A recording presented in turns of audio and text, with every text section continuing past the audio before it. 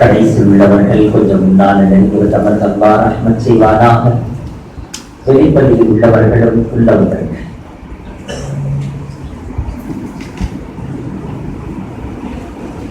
அல்ஹம்துலில்லாஹ் அல்ஹம்துலில்லாஹி கஃபா வஸ்ஸலாத்து வஸ்ஸலாமு அலா ரசூலில் முஸ்தஃபா அம்மா பஅத். فقد قال الله تعالى في كلامه القديم والفرقان المجيد أعوذ بالله من الشيطان الرجيم بسم الله الرحمن الرحيم وعاشروهن بالمعروف وإن كرهتموهن فعسى أن تكرهوا شيئا ويجعل الله فيه خيرا كثيرا. وفي مقام آخر والله أعلم بأعدائكم وكفى بالله وليا وكفى بالله نصيرا. صدق الله العلي العظيم. அன்பிருந்த பெரியோர்களே, அருமை சகோதரர்களே, அல்லாஹ்வின் கருணையினால் இன்று சூரத்துல் நிசா பெண்கள் என்கிற சூரா தொடங்கி அல்ஹம்துலில்லாஹ் 5வது ஜுஸு முடிந்திருக்கிறது. சூரா இன்னும் முடியவில்லை. இன்ஷா அல்லாஹ் நாளைய தினம் சூரத்துல் நிசா முடிவு பெறும், சூரத்துல் மாஇதா தொடக்கம் பெறும். இந்த சூரத்துல் நிசா பெண்கள் என்கிற இந்த சூறாவிலே ஒவ்வொரு வருடமும் நாம் நினைவுபடுத்துகின்ற ஒரு விஷயம் என்ன? நமது வாழ்க்கை சந்தோஷமாக கிடைக்கிறதா? நமது வாழ்க்கை எப்படி இருக்கிறது? நமது குடும்ப வாழ்க்கை, மனைவி மக்களோடு இருக்கிற அந்த பந்தம் எப்படி இருக்கிறது? திருமண பந்தம் என்பது அவ்வளவு சாதாரணமான பந்தம் அல்ல பெரியவர்களே. பந்தங்களில் மிக உயர்ந்த பந்தம் திருமண பந்தம்.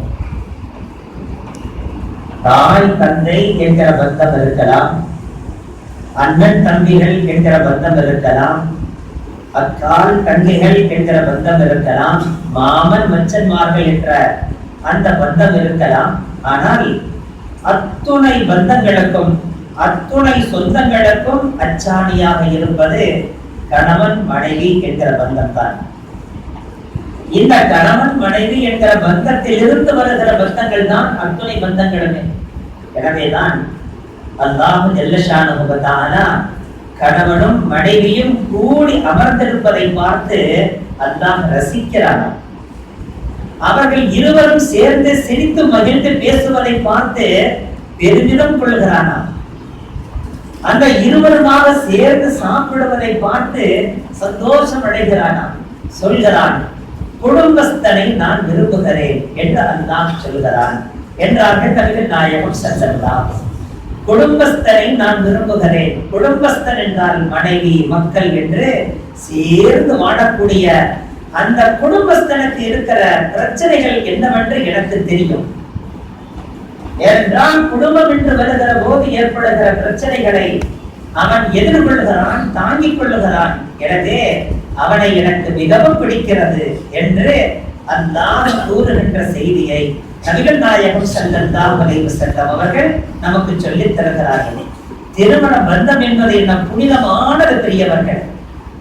அந்த திருமண பந்தம் இருக்கிறதே ஊர் கூடி, ஊரில் உள்ள உத்தமர்கள் எல்லாம் கூடி, ஊரில் உள்ள நல்லவர்கள் எல்லாம் சேர்ந்து, சொந்தங்களும் பந்தங்களும் கூடி வாழ்த்தி வரவேற்று அந்த இருவருக்கும் வாழ்க்கை துலங்க வேண்டும், விளங்க வேண்டும் என்று பிரார்த்தனை செய்து ஏற்படுகிற பந்தம் தான் திருமண பந்தம்.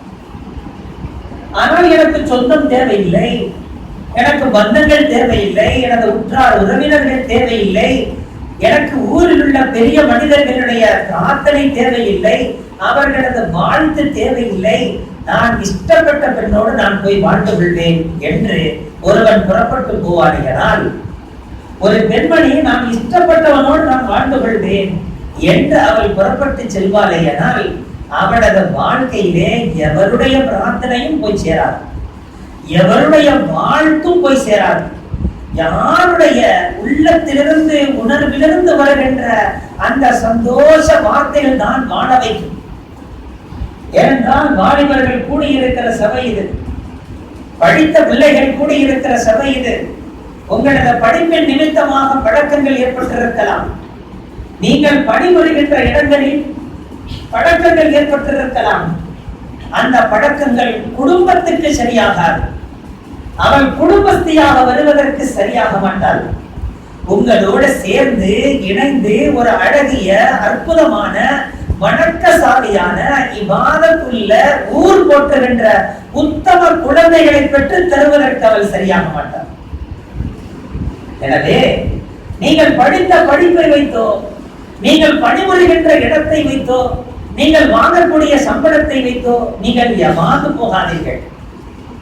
நீங்கள் பணிபுரிகின்ற இடத்திலே உங்களிடத்தில் துருதுரு என்று பேசக்கூடியவளை பார்த்து இப்படிப்பட்டவள் தான் எனக்கு வேண்டும் என்று நான் கற்பனை கோட்டை கட்டியிருந்தேன், இப்பொழுது எனக்கு அப்படிப்பட்டவளே கிடைத்து விட்டார் என்று சந்தோஷத்திலே வந்து தாய் தந்தை உற்றார் உறவினர் அனைவரையும் பெரிய குழியாக தோண்டி புதைத்து விட்டு, ஏன்னா சின்ன குழியில் அத்தனை வரையும் புதைக்க முடியாது, அதனால பெரிய குழியா தோண்டி அத்தனை பேருடைய உணர்வுகளையும், ஏன்னா அத்தனை வரையும் புதைக்க முடியாது, அவர்களது ஆசைகளை, அவர்களது உணர்வுகளை, அவர்களது எண்ணங்களை, அவர்களது சிந்தனைகளை, அவர்களது உயர்ந்த கற்பனைகளை எல்லாம் புதைத்து விட்டு அந்த ஊதாரியோடு ஓடுகாலியோடு அந்த படுகாலியோடு துருதுருண்டு இருக்கிறான்றதுக்காக வேண்டி அவரோட போய் வாழலான்னு போனா உன்னிடத்தில் எப்படி துருதுரு என்று இருந்தாலோ அதே போன்று பல வேறத்திலேயும் அவள் துருதுருண்டு இருந்திருப்பான். ஏனென்றால் இது நான் சொல்லுகின்ற வார்த்தை என்ன பெரியவர்களே, ரப்பு சொல்லுகின்ற வார்த்தை, ரப்பு அனுப்பி வைத்த தூதர் சொல்லுகின்ற வார்த்தை. எந்த ஒரு பெண்மணி தன்னை ஒரு ஆணிடத்தில் தானாக ஒப்படைப்பாளோ, எந்த ஒரு பெண்மணி தன்னை தானாக தனது தந்தை இல்லாமல், தனது தாயின் அரவணைப்பு இல்லாமல், தன்னுடைய சகோதரர்களுடைய அந்த சந்தோஷம் இல்லாமல், உற்றார் உறவினர்களுடைய துவாக்கள் இல்லாமல் ஒரு பெண்மணி தன்னைத்தானே நான் உன்னிடத்தில் என்னை ஒப்படைக்கிறேன், உன்னை நான் நேசிக்கிறேன் என்று ஒரு பெண்மணி சொன்னால், நபிகள் நாயகம் ஸல்லல்லாஹு அலைஹி வஸல்லம் அவர்கள் சொல்கிறார்கள், எந்த ஒரு பெண்மணி தன்னை தானே ஒரு ஆணிடத்தில் ஒப்படைத்து உன்னை நான் நேசிக்கிறேன் என்று அவள் சொல்வாளையானால் அவள் வழி தவறியவள் என்பதை நினைத்துக்கொள். அவள் வேசியாக இருப்பாள் என்று நினைத்துக்கொள். அவள் உன்னிடத்தில் சொல்வதை போன்று பலரிடத்திலேயும் சொன்னவராக இருப்பாள் என்பதை நீ நினைவில் கொள் என்று சொல்லித் தந்தார்கள் நபிகள் நாயகம் ஸல்லல்லாஹு அலைஹி வஸல்லம். வெட்க உணர்வு உள்ளவள், நாணம் உள்ளவள், நன்றியுள்ளவள், தன்னை வளர்த்தவர்களின் பெருமையை உணர்ந்தவள் நிச்சயமாக தன்னை ஒப்படைக்க மாட்டாள். எந்த ஒரு ஆணையும் பார்க்கவும் மாட்டாள், எந்த ஒரு ஆணிடத்தில் பேசவும் மாட்டாள். அந்த ஆணை உன்னை நான் விரும்புகிறேன் என்று சொல்ல மாட்டாள். தன்னை ஒருவன் சொல்லும் அளவிற்கு நடக்கவும் மாட்டாள். தன்னை ஒருவன் பார்த்து உன்னை நான் விரும்புகிறேன் என்று ஒருவன் சொல்லும் அளவிற்கு அவளது நடத்தையும் இருக்காது. அவளது நடை உடை பாவனைகள் அனைத்துமே பௌமியமாக இருக்கும். எவருக்குமே தெரியாது. தன் பெயரை கூட யாரும் தெரிந்து கொள்ளக்கூடாது, தன் பெயரை கூட யாரும் தெரிந்து கொள்ளக்கூடாது என்பதிலே கவனமாக இருப்பாள். அவள் தான் புத்தன். ஒரு தடவை நபிகள் நாயகம் ஸல்லல்லாஹு அலைஹி வஸல்லம் அவர்கள் சஹாபிகள் கூடி இருக்கிற மஜ்லிஸில் வைத்து கேட்கிறார்கள், உலகத்திலேயே மிக உயர்ந்த பெண்மணி யார்? உலகத்திலேயே மிக உயர்ந்த பெண்மணி யார்? ஒவ்வொருவரும் ஒரு பெண்ணை சொல்கிறார்கள். அன்னை மரியம் அலைஹிஸ்ஸலாத்து வஸ்ஸலாம் அவர்கள் பெண்களில் உயர்ந்த பெண்மணி. நான் அதை கேட்கவில்லை. உலகத்திலேயே மிக உயர்ந்த பெண்மணி ஃபிரௌனின் மனைவி, நான் அதை கேட்கவில்லை. பெண்களின் தரத்தில், பெண்களுடைய நடத்தையில் இவர்கள் எல்லாம் ரப்பின் தரப்பிலிருந்து உயர்வாகவே வந்தவர்கள். நான் கேட்கின்ற கேள்வி, தரத்தில் சிறந்த பெண்மணி யார்? தரத்தில் உயர்ந்த பெண்மணி யார் என்று கேட்ட போது எவருமே பதில் தரவில்லை. அங்கே ஹஜ்ரத் அலி ரலியல்லாஹு அன்ஹு அவர்கள் இருந்தார்கள். அப்படியே மெதுவா போனாங்க, வெளியில போனாங்க. எவருக்குமே தெரியாத மாதிரி வெளியில போய் கதவை திறந்து அப்படியே வெளியில போய் வீட்டுக்குள்ள போயிட்டாங்க. பக்கத்துல தானே வீடு.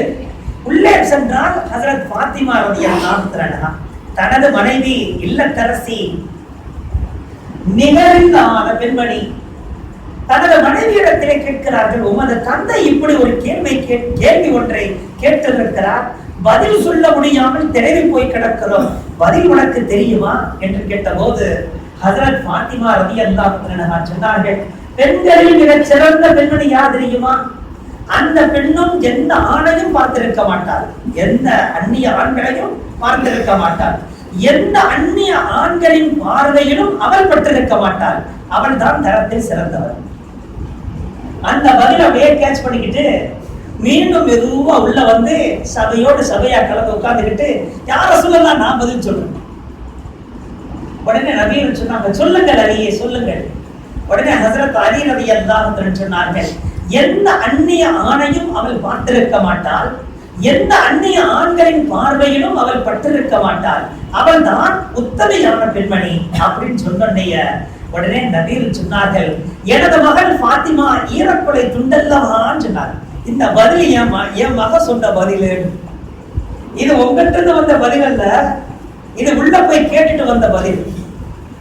நபிகள் நாயகம் ஸல்லல்லாஹு அலைஹி வஸல்லம் சொல்கிறார்கள், அந்த திருமண பந்தம் என்பது அப்படி ஒரு பந்தம் பெரியவர்களே. இரவிலே உறங்கி காலையிலே எழுந்திருக்கிற போது கணவனை மனைவி எழுப்புகிறார், மனைவியை கணவன் எழுப்புகிறார்.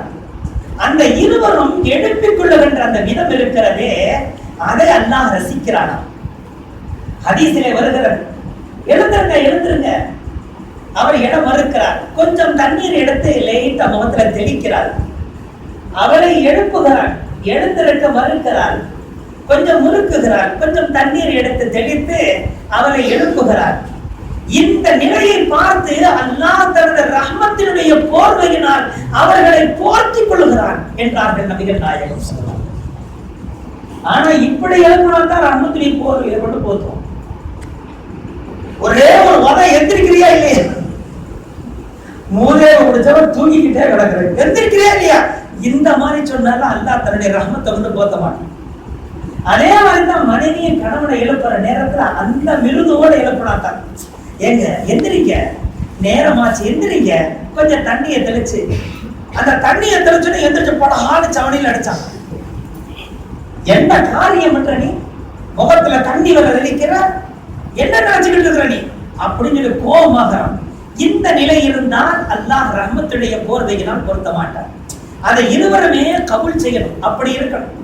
அந்த எழுப்புற விதம் மிக அழகாக இருக்கணும், மிக நேர்த்தியா இருக்கணும், பாசம் வடியணும், பிரிய கொட்டணும். அந்த மாதிரி இருந்தா அல்லாஹ் தன்னுடைய ரஹ்மத்தை கொண்டு போதுவான். இரண்டு பேரும் ஒரே தட்டிலே சாப்பிடுகிறார்கள், இருவரும் ஒன்றாக வீட்டிலிருந்து வெளியேறுகிறார்கள், இருவரும் இரண்டு பேரும் ஒன்றாக வீட்டுக்குள்ளே நுழைகிறார்கள். இதுவெல்லாம் அல்லாஹ்வுக்கு மிக பிடித்தமானது. ரெண்டு பேரும் வீட்டை விட்டு ஒன்னா தான் வெளியில வர்றாங்க. வெளியில வரும்போது ஒன்னா வந்தவங்க இவர் மாட்டு சல்லு சல்லு சல்லு சல்லு நடந்து என்ன செய்றாரு, வாங்கல பின்னால ரெண்டு சீக்கிரமா போறாரு. ஏங்க ஏங்க ஏங்க நான் அங்க இருந்து பஸ் ஸ்டாண்ட்ல கிடப்பேன் வா அப்படின்னு சொல்லிட்டாரு. பஸ் ஸ்டாண்ட் வேகமா போறாரு. ரைட் லெஃப்ட் ரைட் லெஃப்ட் வந்து பஸ் ஸ்டாண்ட் வந்துருச்சு. இந்த அம்மா இப்ப ரைட்ல போறதா லெஃப்ட்ல போறதா எங்க போறது தெரியல. இந்த பாதி மனுஷன் இந்த மாதிரி போய் தொலைஞ்சாரு, கூட வந்தா என்ன. இந்த நிலை இருக்குமே எனால் அல்லாஹ் தனது ரஹ்மத்தினுடைய போர்வையெல்லாம் பொருத்த மாட்டான். அல்லாஹ் இன்று ஓதப்பட்ட அந்த வசனத்திலே சொல்கிறான் பெரியவர்களே, அதை சொல்வதற்காகத்தான் இத்தனை செய்திகளையும் முன்வைத்தேன். உங்களது மனைவிமார்களிடத்திலே மிக அழகிய முறையில் நடந்து கொள்ளுங்கள். அந்த பெண்களிடத்திலே ஏதேனும் உங்களுக்கு பிடித்தமில்லாத குணங்கள் இருந்தால் அதை வைத்து நீங்கள் எந்த முடிவுக்கும் வராதீர்கள். ஒரு குணம் பிடிக்கவில்லை என்றாலும் அந்த பெண்ணிடத்திலே பல குணங்கள் உங்களுக்கு பிடித்தமான குணங்கள் இருக்கும். அந்த குணத்தை ஏற்றுக்கொண்டு அந்த குணத்தை தாங்கிக் கொண்டு நீ அந்த பெண்ணோடு நிம்மதியாக வாழ்ந்து விடு என்கிறான் அல்லாஹ். அந்த ஒரு குணம் சரியில்லை என்றதற்காக வேண்டி இருக்கிற அத்தனை குணத்தையும் மையத்தாக்கி போட்டு அந்த குணத்தை காரணம் காட்டி நீ தலாக்கு விடுறதுக்கு முற்படாத. அப்படி நீ தலாக்கு விட்டு அந்த பெண்ணை அனுப்பி விட்டால் அதற்கடுத்து அல்லாஹ் உனக்கு சோதனை, இரண்டு சோதனை தருவார். ஏதேனும் ஒரு அற்ப ஒரு குணத்துக்காக, அது ஒன்றுமே இருக்காத, கொஞ்சம் கோபப்படக்கூடியவனாக இருப்பார், கொஞ்சம் வேகப்படக்கூடியவனாக இருப்பார், சொன்ன உடனே செய்யாமல் கொஞ்சம் தாமதமாக செய்யக்கூடியவளாக இருப்பார், கூப்பிட்டவுடன் வராமல் இருப்பார், ஏதேனும் சின்ன சின்ன குற்றங்கள் இருக்கலாம். இதை காரணமாக ஆக்கி அந்த பெண்ணை நீ துரத்துவாயானால் உனக்கு 2 தண்டனை நான் வைத்திருக்கிறேன் என்று அல்லாஹ் சொல்கிறார். 2 தண்டனையில் முதல் தண்டனை என்ன தெரியுமா? ஒன்று, உனக்கு அடுத்து ஒரு மனைவியே கிடைக்காமல் ஆக்குது. எத்தனை வாலிபர்களை நாம் பார்க்கிறோம் தெரியுமா? அவர்கள் திருமணம் முடித்த அந்த பெண்களை தலாக்கு விட்டதின் விளைவு, தலாக்கு விட்ட பிறகு இன்று 15 ஆண்டுகளுக்கு பிறகும் கூட, எனக்கு தெரிந்து சொல்லுகிறேன் அந்த வாலிபர்களை, 15 ஆண்டுகளுக்கு பிறகும் கூட இன்னும் அவர்களுக்கு ஒரு திருமண வாழ்க்கை செட் ஆகவே, அவர்களுக்கு எவருமே பெண் கொடுப்பதற்கு முன் வருவதில்லை.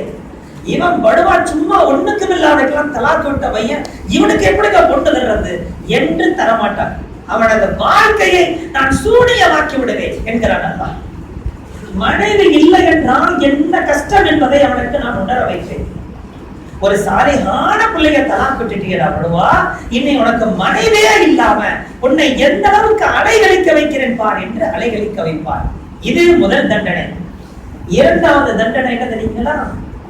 இவன் எந்த காரணங்களுக்காக வேண்டி இவன் தலாக்கு விட்டானோ, எந்த காரணங்களுக்காக அந்த பெண்ணிடத்திலே உரிய முறையில் நடந்து கொள்ளவில்லையோ, அந்த பெண்ணிடத்தில் இருக்கக்கூடிய அழகிய நற்குணங்களை எல்லாம் கூற எறிந்துவிட்டு ஏதோ ஒரு சில காரணங்களுக்காக வேண்டி அவன் தலாக்கு விடுவானையனால், அந்த பெண்ணை உதறி தள்ளுவானையனால், அல்லாஹ் அவனுக்கு எப்படிப்பட்ட மனைவியை அடுத்து தருவான் தெரியுமா? உட்கார் என்றால் அவன் உட்கார், எந்திரனா எந்திரி, போயானா போகணும், வாயானா ஓடி வரணும், இவ்வளவு நேரத்துல நீ வந்தாகணும், 1/2 மணி நேரத்துல இங்க இருக்கணும் ஆக்கும் அப்படின்னு சொல்லுவா. சரி நான் வந்தேன் என்று சொல்லும் அளவுக்கு ஒரு பெண்ணை அவனுக்கு சாட்டி அவனது வாழ்க்கையெல்லாம் கூட்டி, இதுக்கு மேல இல்ல உலகமே முடிஞ்சு போச்சுன்ற அளவுக்கு ஒரு பத்திரக்காளியை கொண்டு அவனை வாழ வைப்பான். இது ரப்பு தருகின்ற 2வது தண்டனை. இதை நான் சொல்லுகின்ற விஷயம் அல்ல பெரியவர்களே, நபிகள் நாயகம் ஸல்லல்லாஹு அலைஹி வஸல்லம் அவர்கள் சொல்கிறார். எனவேதான் உனது மனைவியிடத்தில் நீ வெறுக்கும் ஒரு குணம் இருக்குமையானால், வயின் கரித்துமோகுன்ன, நீ அந்த பெண்ணை வெறுப்பாயானால், உங்களது மனைவியை நீங்கள் வெறுப்பீர்களேயானால் ஏதோ ஒரு சில குணங்களுக்காக வேறு பல நற்குணங்கள் இருக்கும் அல்லவா, அந்த குணங்களை வைத்து அந்த பெண்களிடத்திலே சந்தோஷமாக வாழ்ந்து கொள்ளுங்கள் என்றார்கள் நபிகள் நாயகம் ஸல்லல்லாஹு. எனவேதான் புரிந்து கொள்வதற்காக சொல்கிறேன் பெரியவர்களே, மனைவிமார்கள் உங்களது விழா எலும்பினால் படைக்கப்பட்டவர்கள். விழா எலும்பு வளைந்துதான் இருக்கும், வளைந்த எலும்பினால் படைக்கப்பட்டவர்கள். நீங்களும் வளைந்து போவீர்களேயானால் போக வேண்டிய இடத்துக்கு ஒழுங்கா போய் சேர்ந்துடலாம். இல்ல நான் வளைய மாட்டேன்னு சொன்னா இது பிளெக்சிபிள் ஆன ஒரு மார்க்கம். வாழ்க்கையும் அப்படித்தான், நீங்க வளைந்து நெளிந்து போனா ஒழுங்கா வாழ்ந்துடலாம், சமூகத்துல தலை நிமிர்ந்து நிக்கலாம். என்னங்க இப்படி சொல்றீங்க, குழஞ்சிருக்க சொல்றீங்களே, நெளிஞ்சிருக்க சொல்றீங்களே, நான் எப்பவுமே ரப்பன் டப்பான ஆளாச்சு, நான் எப்பவுமே நிமிர்ந்து நிக்கிற ஆளாச்சு. இந்த நிமிர்ந்து நிக்கிற ஆளுன்னு சொன்னா நம்மை விட அதற்கு மிக பொருத்தமானவர்கள் நபிகள் நாயகம் ஸல்லல்லாஹு அலைஹி வஸல்லம். நபிகள் நாயகம் ஸல்லல்லாஹு அலைஹி வஸல்லம் அவர்கள் 100க்கு 100% முழுமை பெற்றவர்கள் நபி அவர்கள். ஆனால் நாம 100க்கு 100% முழுமை பெற்றவர்களா? மனைவிமார்கள் முழுமை பெற்றவர்களா? அப்படி எந்த பெண்ணாவது இருக்கிறதா? எந்த ஆண்களாவது இருக்க முடியுமா?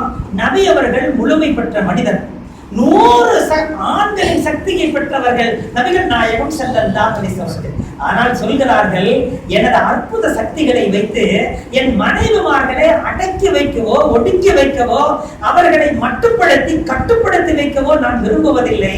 அவர்களது பிரியத்திலே நான் கட்டுண்டு இருக்க விரும்புகிறேன். என் மனைவிமார்களின் அந்த பிரியத்திலே நான் துவண்டு போக விரும்புகிறேன். நபியவர்கள் சொன்ன வார்த்தை, நபியவர்களை விடவா நாம் உயர்ந்தவர்கள்? நினைத்து பாருங்கள். இருக்கும் குறைகள் இருக்கலாம், அந்த குறைகளை வைத்து எந்த முடிவுக்கும் வரக்கூடாது. பல நிறைகள் இருக்கும், அந்த நிறைகளை கண்டு மகிழ்வோடு வாழ்ந்து கொண்டு போக வேண்டும். மிக அழகிய முறையில் உங்களது மனைவிமார்களிடத்திலே நடந்து கொள்ளுங்கள் என்று குர்ஆன் நமக்கு சொல்லித் தருகிறார். ஒருவன் வாழ்க்கையே வெறுத்து போயிடும், ஒருத்தன் வாழ்க்கையே வெறுத்து போயிடும்.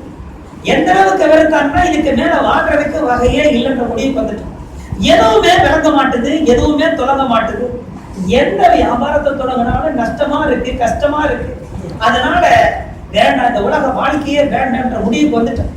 வந்து ஒரு ஓரமா போய் உட்கார்ந்து இருந்தா ரோட்டோரத்துல அப்ப கையில இருக்கிற கற்களை எடுத்து எடுத்து வேகமா குறி பார்த்து எரிய ஆரம்பிச்சு. அந்த குறியும் போய் ஒழுங்கா விழுக மாட்டுது, கரெக்டா போய் பட மாட்டுது. இதுக்கு கூட நான் தகுதி இல்லையா? ஒரு கல் எடுத்து ஒழுங்கா அடிக்கலான்னா அது கூட கரெக்டா போய் பட மாட்டுது, கவலையா இருக்கு.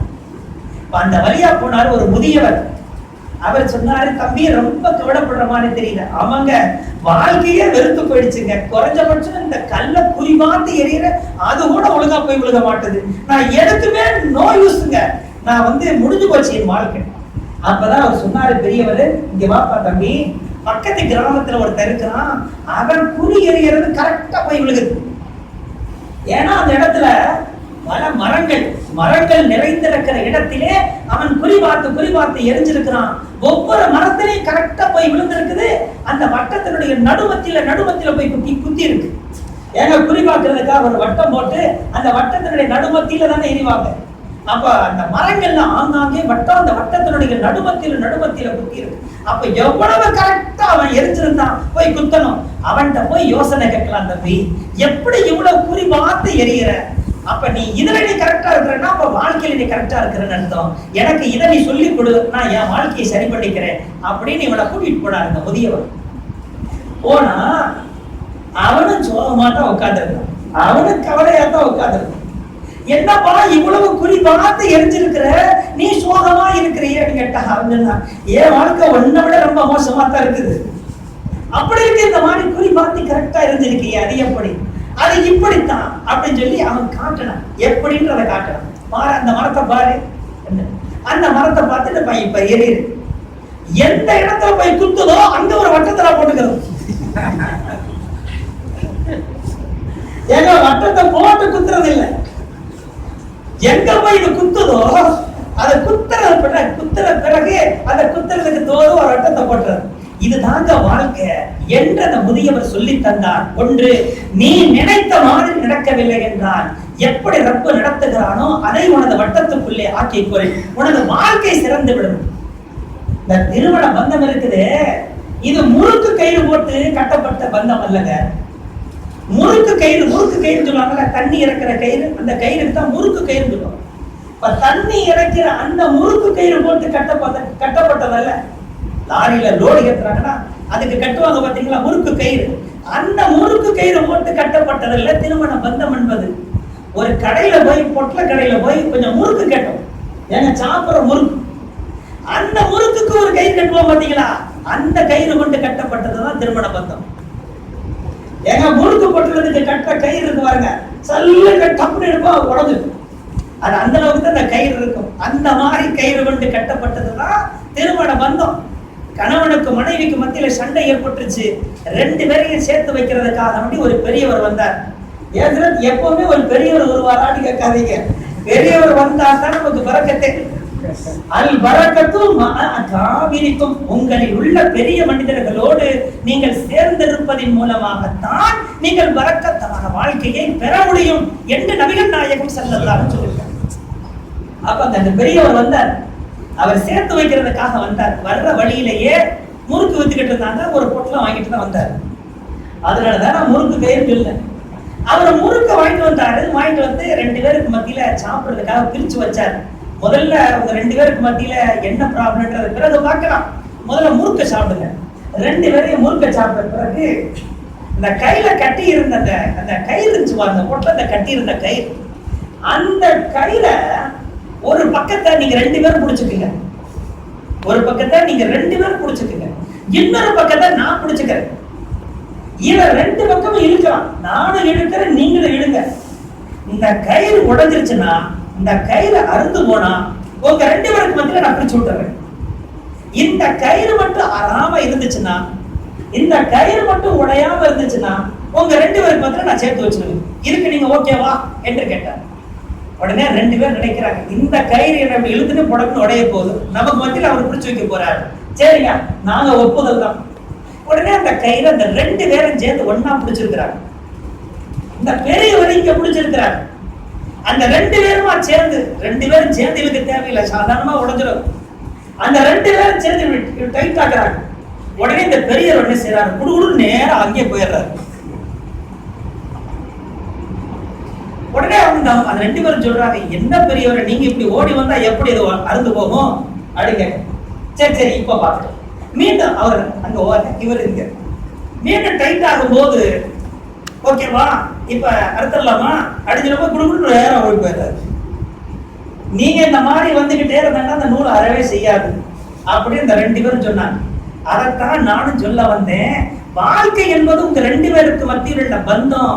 உன்னை தேடி இவர் ஓடி வர வேண்டும், அவளை தேடி இவர் ஓடி வர வேண்டும். இந்த 2 பேரும் எப்பொழுது ஓடி ஓடி வருவீர்களோ, எந்த அளவுக்கு உங்களது உள்ளத்தை ஓர்மைப்படுத்தி தந்து விடுவீர்களோ, ஓடி ஓடி வரக்கூடிய காலம் எல்லாம் அருந்தே போகாது. ஸ்டிப்பா நிக்கிற நேரத்துலதான் அருந்து போகும் என்பதை அந்த பொட்டலத்தினுடைய கயிறை வச்சே சொல்லி முடிச்சிட்டாரு. சோழியும் முடிச்சிட்டாரு, 2 பேரையும் சேர்த்து வச்சிட்டாரு. இதைத்தாங்க நம்ம பிள்ளைக்கு விளக்கணும். வாழ்க்கை என்பது அப்படி முரண்டு பிடிச்சு நிக்கிறதுக்கு அல்ல. என் அழகை பாரு, என் அறிவை பாரு, என் படிப்பை பாரு, என் பட்டத்தை பாரு, எல்லாத்தையும் பார்த்துட்டு உட்காந்துக்க வேண்டியதான். அறிவை பார்த்து, தனது அந்தஸ்தை பார்த்து, தான் வாங்கக்கூடிய சம்பளத்தை பார்த்து, இதை மட்டும் வைத்து வாழ வேண்டும் என்று ஒருவன் நினைத்தால் அவன் வாழவே முடியாது. நபி அவர்கள் சொன்னார்கள், உன் மனைவியினுடைய பலகீனத்துக்கு நீ இறங்கி வந்து வாழ், உனது வாழ்க்கை வெளிச்சமாகிவிடும், வாழ்க்கை துளங்கிவிடும், இலக்கிவிடும் சொன்னாங்க. அல்லாஹ் அந்த பரக்கத்தான வாழ்க்கையை நம் அனைவருக்கும் தந்தருவானாக. வந்திருக்கிற வாலிப பிள்ளைகள் அனைவருடைய உள்ளத்திலேயும், அவர்களது உணர்விலேயும், அவர்களது சிந்தனையிலேயும், என் தாய் துவா செய்து எனக்கு திருமணம் முடித்து வைக்க வேண்டும், என் தந்தை எனக்கு துவா செய்து திருமணம் முடித்து வைக்க வேண்டும், எனது மஹல்லாவினுடைய உயர் மக்கள் எல்லாம் எனக்கு துவா செய்து எனக்கு திருமணம் முடித்து வைக்க வேண்டும், என்னுடைய பிரியத்துக்குரிய ஆசான்கள் வந்து எனக்கு துவா செய்து திருமணம் முடித்து வைக்க வேண்டும், எனக்கு நலம் விரும்பிகளாக இருப்பவர்கள் எல்லாம் வந்து வாழ்த்தி வரவேற்று எனக்கு வாழ்க்கை அமைத்து தர வேண்டும். இந்த நிலைக்கு மாற்றமான ஒரு நிலையை ரப்பே எனக்கு ஏற்படுத்தி விடாதே என்று ஒவ்வொரு தொழுகையிலும் நீங்கள் துவா செய்து கொண்டே இருங்கள். ஆன்மீக பெரியார்கள் சொல்லித் தருகிறார்கள், ஃபர்தாக இருந்தாலும் சரி, நஃபிலாக இருந்தாலும் சரி, சுன்னத்தாக இருந்தாலும் சரி, வாஜிபாக இருந்தாலும் சரி, நீங்கள் என்ன தொழுகை தொழுதாலும் கடைசியாக அத்தஹியாத், கடைசி அத்தஹியாத்தில் இருப்பீர்கள் அல்லவா, அத்தஹியாத் ஓதிய பிறகு, தரூத இப்ராஹிம் ஓதிய பிறகு, பிறகு துஆவை ஓதிய பிறகு சலாம் கொடுப்பதற்காக இருப்பீர்களே, சலாம் கொடுக்காதீர்கள். சலாம் கொடுப்பதற்கு முன்பாக ரப்பனா ஹப்லனா மின் அஸ்வாஜினா வ துர்ரியாத்தினா குர்ரத அயுனின் வஜஅல்னா லில் முத்தகீன இமாமா. இந்த துஆவை ஓதாமல் நீங்கள் சலாமை கொடுக்காதீங்க. இதை ஓதிட்டு தான் சலாம் கொடுக்கணும். இந்த வளமையை நீங்கள் ஏற்படுத்தி பாருங்கள். நிச்சயமாக வாழ்க்கை துளங்கியே தீரும் என்று நமக்கு சொல்லித் தருகிறார்கள். வீர் जुल्फकार साहब दावत बरकातुहू அவர்கள் சொல்கிறார்கள், मेरे उस्ताद ने मुझे इजाजत दिए, मैंने आम इजाजत देता हूं, सब इसका अमल करो, सही तौर पर जिंदगी मिलेगी சொல்றாங்க. சரியான வாழ்க்கை, தடம் புரண்ட வாழ்க்கையிலிருந்து பாதுகாப்பு கிடைக்கும். வல்ல ரஹ்மான் சொன்னதை கொண்டும் கேட்டதை கொண்டும் அமல் செய்யும் பாக்கியத்தை நம் அனைவருக்கும் தந்தருவானாக. ஆகிர் தஅவானா அல்ஹம்துலில்லாஹி ரப்பில் ஆலமீன். அஸ்ஸலாமு அலைக்கும் வரஹ்மத்துல்லாஹி வபரகாத்துஹு.